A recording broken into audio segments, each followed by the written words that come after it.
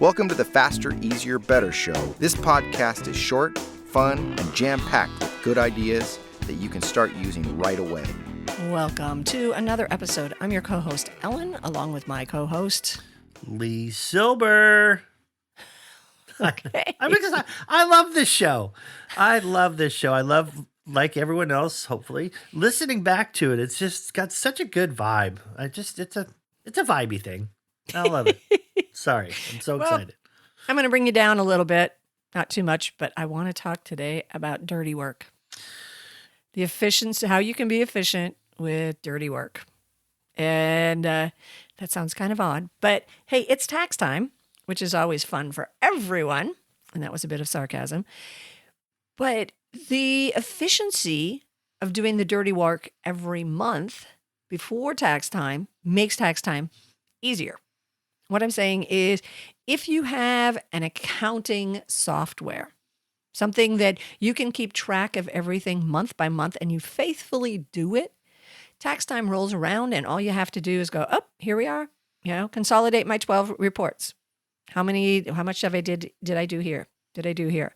And so it's doing the little things month by month, little bit of dirty work that's going to pay off when you need the information. And it doesn't just apply to accounting.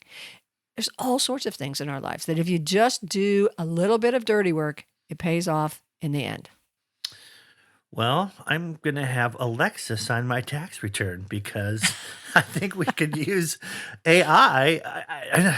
I'm not a big fan, I'll be honest with you. I'm a creative person. I feel like there's something unholy about it. And John Connor was right. Be afraid. Be very afraid. But on the other hand, we've been using it already for spell check, for, hey, Alexa, go get me a coffee. And then this little robot. All right. That's the dream. Makes me a coffee, brings it to me just the right temperature. But when it comes to what you're talking about, the dirty work, that's where it shines. It does the little things that we don't want to do, not only better, faster, and more accurately, but it does them while we're doing other more important things. And that's really what AI at its best should be doing. It's doing things that make us be able to be better versions of ourselves by getting rid of the things that were just tedious and monotonous and just not the best use of our time. Right. Because you can use AI as long as you're not using it to, I don't know, draw pictures or write books. But you can ask AI to plan a trip, plan a party, come up with stuff. It's all about the inputs that you put in. But if AI can do the dirty work for you, that opens up time for you to either do other things that need to be done or, I don't know, go out on a limb here, do something fun. Hey, this all planned. Now we can do something fun now. Go out to lunch. And it's unemotional. So, using AI to do your taxes, it's going to be honest and accurate because it doesn't want to cheat on taxes. It just does what you put in. So, it's in that regard. And it's, going to help you to save money if you have it automatically put into an account. It monitors, the account, gives you reminders. Hey, maybe you should switch it to this lower or better interest rate, whatever. It can do a lot of things for you that you could do for yourself. But in some ways, there's a better, faster, easier way to do it.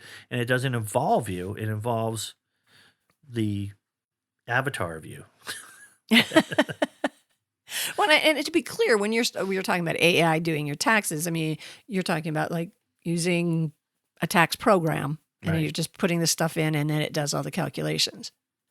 Right. I'm not talking about H&R Block. They're all run by robots. I have a guy. I got a guy.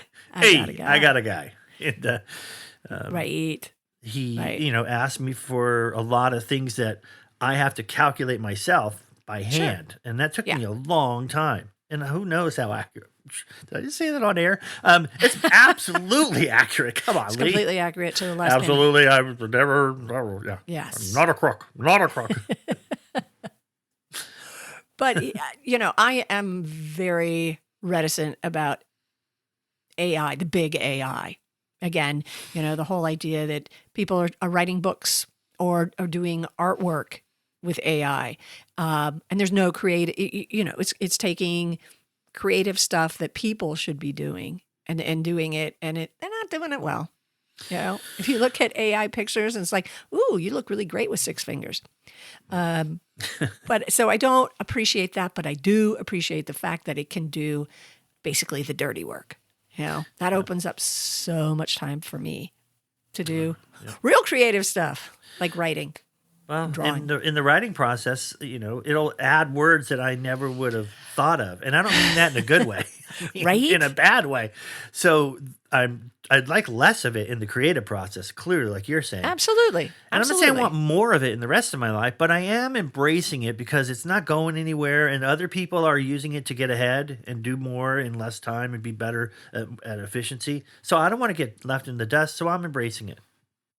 I mean, this whole show was recorded by a robot. I am Lee. He is wonderful. Okay. Well, my thing is let it do the dirty work. Do your stuff that you enjoy, but don't let AI do it all. Goodbye. All right. Be with us next week for another episode. Live long and prosper.